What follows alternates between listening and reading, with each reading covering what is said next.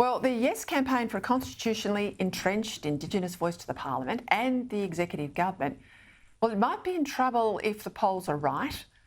But that hasn't stopped woke public companies currying favour with the government by pouring in millions and millions of dollars. Now, this is actually a key recent development. Big business and big sport buying favour with the government, whose permits and grants they need by supporting the government's pet political projects. It's the latest evolution in the long march of the left through the institutions. Public companies that no longer think their job is to provide decent goods and services, to treat their staff and customers well and to make a profit.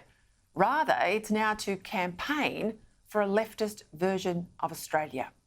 Well, opposition leader Peta Credlin, quite rightly, has called this out over the weekend, saying that public companies supporting the voice lacked backbone and were often doing publicly what their leaders privately decried.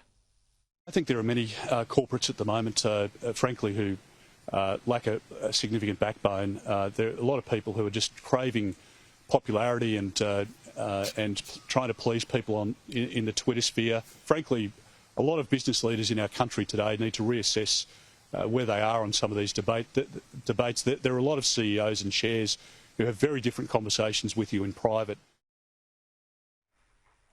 His particular targets there were Rio Tinto, BHP and Wesfarmers, who have each given $2 million to the Yes campaign. Now, take it from me, by the standards of political donations, these are massive amounts.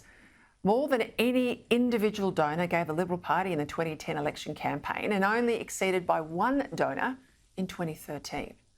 Of course, the companies that are putting in their shareholders' money still can't give a coherent argument as to why one group of Australians should have a special say on how we govern ahead of everybody else, or how having an activist voice entrenched in the Constitution is going to improve outcomes for Indigenous people, given the failure of all previous consultative mechanisms made up of elites.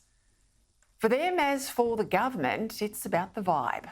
And no doubt too, the weight of the union super funds as institutional shareholders who more and more are telling companies what to do in Labor's best interest and not necessarily the best interests of the company.